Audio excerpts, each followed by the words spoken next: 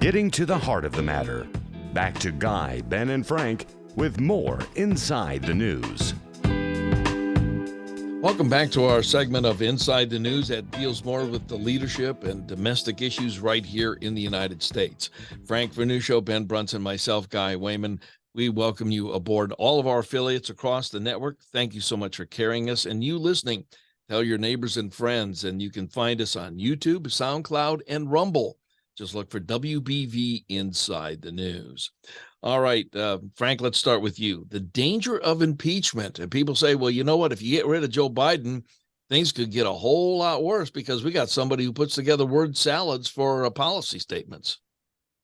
I'm not sure they're going to get worse. I think they'll stay the same, and I'll tell you why. I don't think Joe Biden has the mental capability of executing the duties of President of the United States. There are a group of anonymous people around him. We've talked about this before, who are really running this country. And I think those same people would be in charge if Kamala Harris runs the country. She neither has the mental capability of executing the office of President of the United States. The real change I think that we saw since the election of Joe Biden is faceless, unknown bureaucrats and political hacks who are truly the power running the country right now.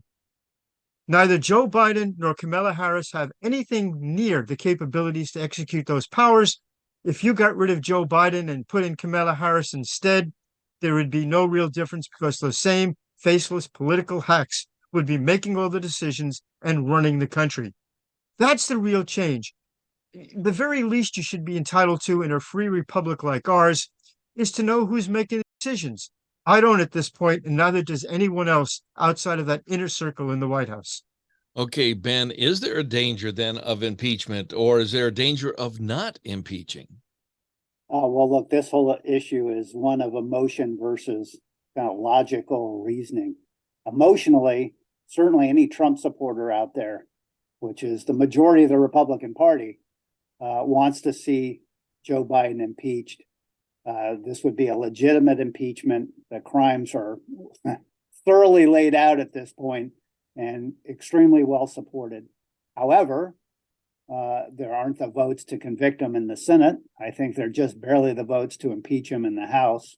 And by the way, there weren't just a handful of weeks ago. So a couple of Republican holdouts have said, well, I'd consider it. But do we risk turning Joe Biden into a martyr and kind of propping up his support? Think about this. Look what all of the persecution of Donald Trump, the legal persecution of Donald Trump, has done for him in the Republican polling. He has soared. Every time a new charge is filed, a new indictment is rendered, Donald Trump goes up in the polls among Republicans. And at this point, it's become a tidal wave, really, of support, where he's the overwhelming favorite to be the nominee.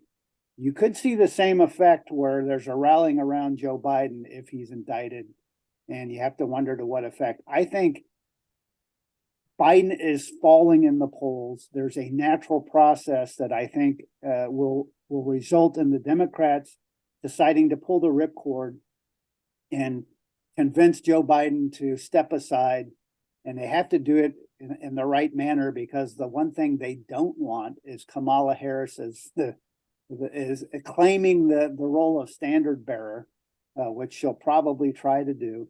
That's a disastrous outcome, and every Democrat knows it for their party.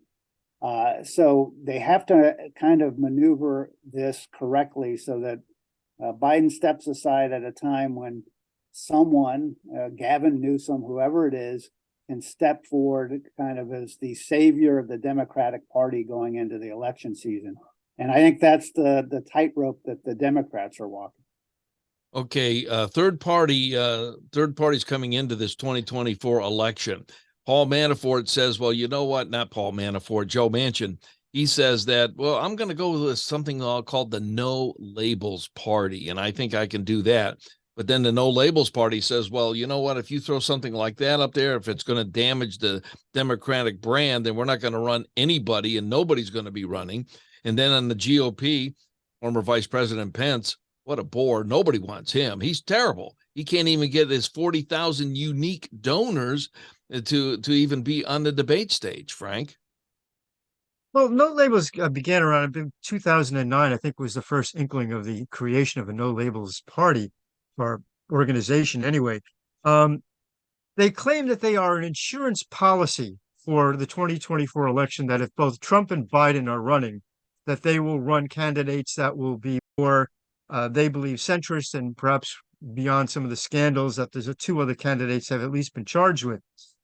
I think it'll affect the Democratic Party more than the Republican Party. While there certainly is a cadre of top Republicans who don't like and never liked Donald Trump, I think it is the extreme progressive hold on the Democratic Party that is more at issue here. Certainly, when you look at how what was once a centrist, somewhat centrist party, appeal to working and middle class, has devolved into a party of ideological extremists, the AOCs and all that. It is the Democrats, I think, are most in trouble. If, in fact, the likely candidate for the Democrat nomination for president of the United States was Joe Manchin, I think the party would be counting its blessings and would be looking for a fruitful couple of years in the White House. That's obviously not going to happen. Joe Manchin might not even win re-election in his own state. So I think no labels is a more of a threat to the Democrats than it is to the Republicans, but we'll see in the next couple of months. What about, before we go to Ben, what about Pence and some of these other ones? Because Pence just cannot get any traction, Frank.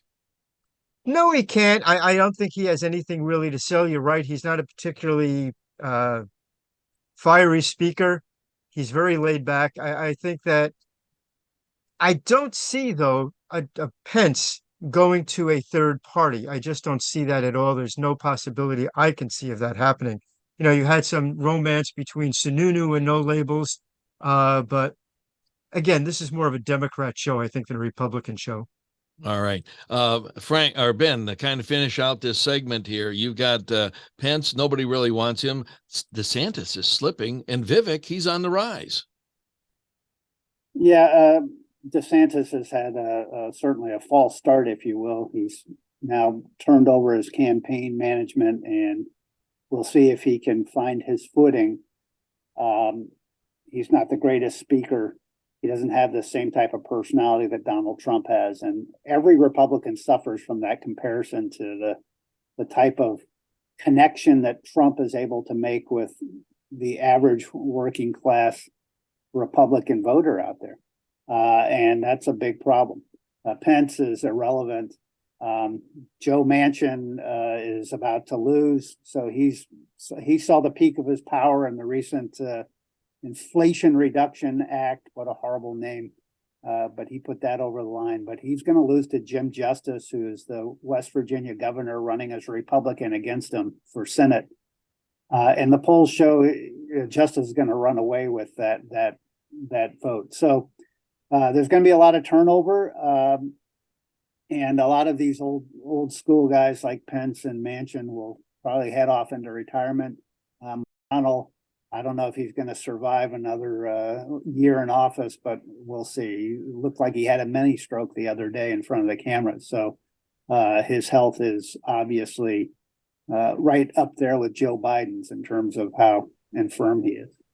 This is Inside the News. That was Ben Brunson. We have Frank Vernuccio coming up. We're going to pick up the pieces. We're going to go back to Iran and the nukes, because that is still rising its head, and we've not solved the issue yet. We can't say, okay, let's put a lid on it and put it away. No, it is still living and breathing. We will discuss it next on Inside the News. We'll be back. You're listening to Wayman, Brunson, and Vernuccio, Inside the News.